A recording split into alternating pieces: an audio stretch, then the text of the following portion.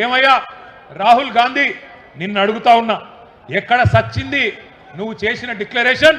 ఎక్కడ సచ్చింది అని అడుగుతున్నా. నువ్వెక్కడ సచ్చినావు రాహుల్ గాంధీ? నువ్వు నిలబెట్టిన ముఖ్యమంత్రి, నువ్వు ఇక్కడ మాకు అప్పజెప్పిపోయిన ముఖ్యమంత్రి ఏ గాడిది పనులు తోముతున్నాడో అని అడుగుతున్నా నేను. ఎక్కడున్నాడు?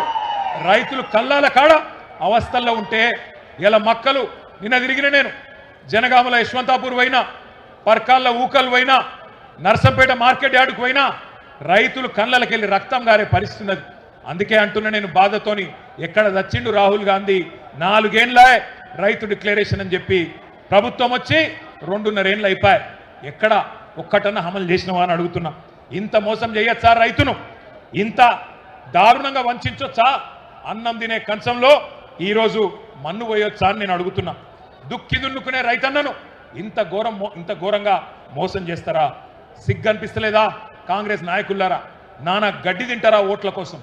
ఇలా మనం ఇక్కడ ప్రోగ్రాం పెట్టుకుంటే, ఇంతకుముందు రాజేశ్వర రెడ్డి గారు చెప్పినట్టు మనం ఇక్కడ రైతు సంగ్రామ సదస్సు అని పెట్టుకుంటే వాళ్ళు అక్కడ మెగా రైతు మేళనట. అది మెగా రైతు మేళ కాదు, దగా రైతు మేళ. రైతులను దగా చేసిన దౌర్భాగ్యుల మేళ అది. అంతే తప్ప అక్కడ నిజమైన రైతు ఒక్కడు కూడా లేడు.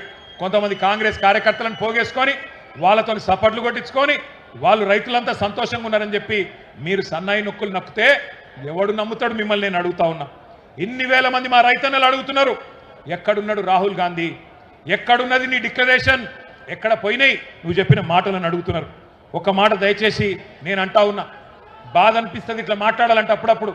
కానీ డిక్లరేషన్ ఇచ్చి లక్షల మంది రైతులను మోసం చేసిన రాహుల్ గాంధీ ఫోటోను, ఆ రైతు డిక్లరేషన్ కాగితాన్ని, రేవంత్ రెడ్డి ఫోటోను మొత్తం అన్ని పోలీస్ స్టేషన్ల కాడ, రైల్వే స్టేషన్ల కాడ, బస్ స్టాండ్ల కాడ అంటియాలే. అంటించి కింద రాయాలి, దొంగలున్నారు జాగ్రత్త, ఓట్లను ఎత్తపోయే దొంగన కొడుకులున్నారు జాగ్రత్త అని రాయాలి. గంత దొంగలు వీళ్ళు. ఆలోచన చేయండి. ఒక్క హామీ అమలు చేయడా 2.5 ఏళ్లలో? ఇంత అన్యాయం ఉంటుందా? కాంగ్రెస్ వాళ్ళ మేనిఫెస్టో, వాళ్ళ గ్యారంటీలు, 420 హామీలు, వాళ్ళ అభయ హస్తం దేశ చరిత్రలో కాదు ప్రపంచ చరిత్రలోనే అతిపెద్ద మోసం అని చెప్పక తప్పదు.